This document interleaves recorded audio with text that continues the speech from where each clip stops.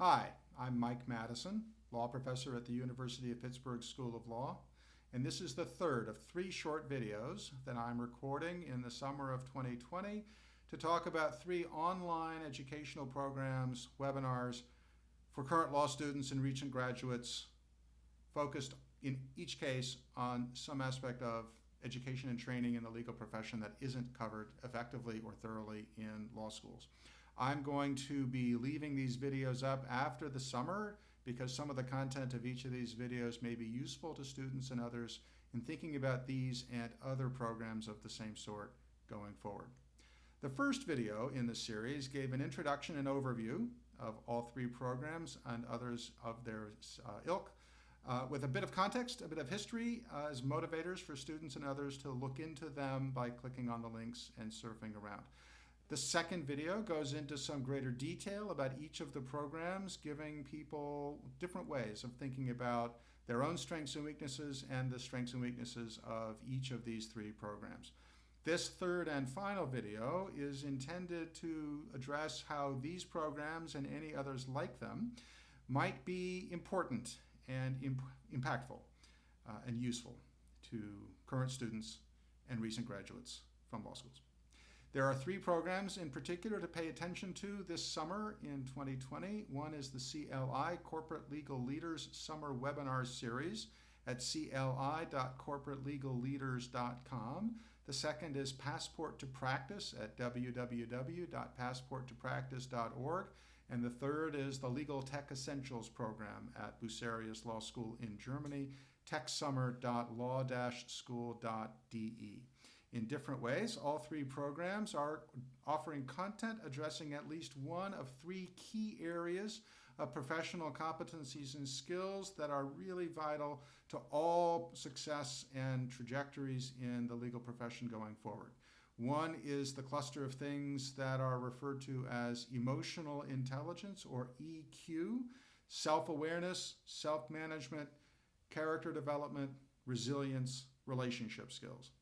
The second is organizational awareness and understanding, or organizational intelligence. This includes things like collaboration, teamwork, team building, project management, and understanding career paths and advancement in organizational settings. And the third is technology itself and how changes in technology in areas such as legal analytics, artificial intelligence, and applications of these things through something called legal operations, or legal ops, is changing the landscape of the legal services marketplace pretty comprehensively, with more change to come, almost regardless of what substantive area of law practice people land in after they graduate. So no matter what area of law you're interested in or where you're going, these are things that will help you get started, get on the launch pad, get up in the air with a trajectory, with energy and support that will help you sustain success and career and impact with clients and communities going forward. So the question today is why and how? First, some data. The first of these three videos described two large-scale surveys of practicing lawyers, one published about 10 years ago, another published more recently, only about 3 years ago, that described how these clusters of skills and competencies are critical to professional success in the minds of practicing lawyers, in addition to the classic analytic skills, reading, interpretation, communications, that law school traditionally and generally focuses on. Key to getting jobs, key to changing jobs, keys to building careers, keys to being an effective lawyer with clients, keys to having an important and effective impact on communities. Second, a barrier. That all seems to be a pretty positive story. A barrier. The barrier is that there is no systematic way in the legal profession for students and new law graduates who have demonstrated some mastery of these three areas of competency to either show that fact or to have that fact recognized and credited in job searches and hiring processes.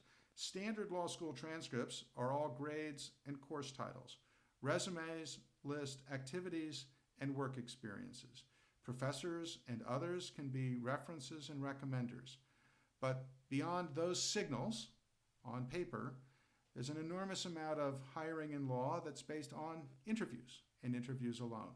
So we've got your paper record, we've got your recommenders, and we've got interviews. And in that landscape, this set of competencies around emotional intelligence, organizational awareness, and technology sensibilities have no easy place to go. Now, taking one of these programs, the CLI program, the Passport program, the Bucerius program, you may well get a credential, a certificate, documentation of your performance and completing the program, and that will definitely count in your favor. But the documentation can take you only so far, because legal employers, especially private law firms, are incredibly reluctant to be clear and explicit with students and law schools about whether that kind of experience actually matters in recruitment, hiring, and promotion.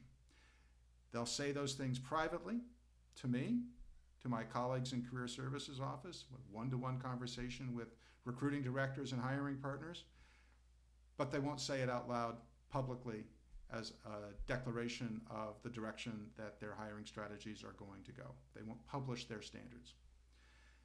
Difficult to know, therefore, if you're a student, exactly how much these additional competencies weigh in the hiring process, in addition to things that everybody already focuses on, such as grades, part-time jobs, journal membership, law clinics, classic legal employer standards.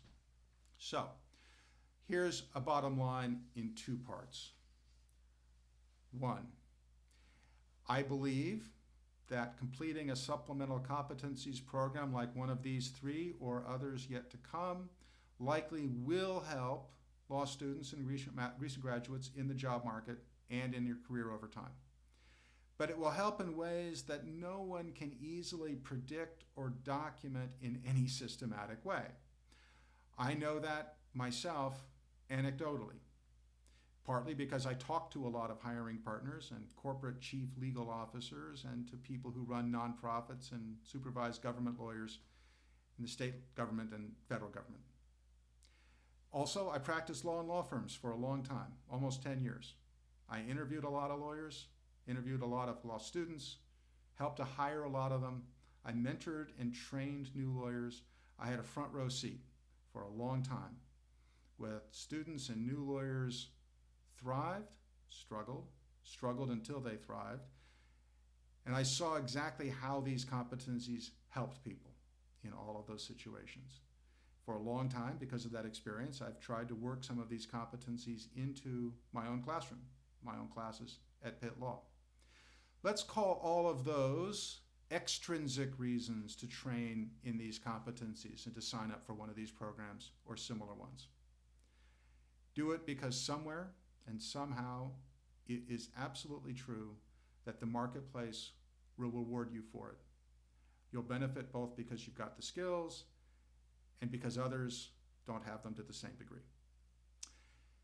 But second and finally, I want to call out a bundle of intrinsic reasons to do this.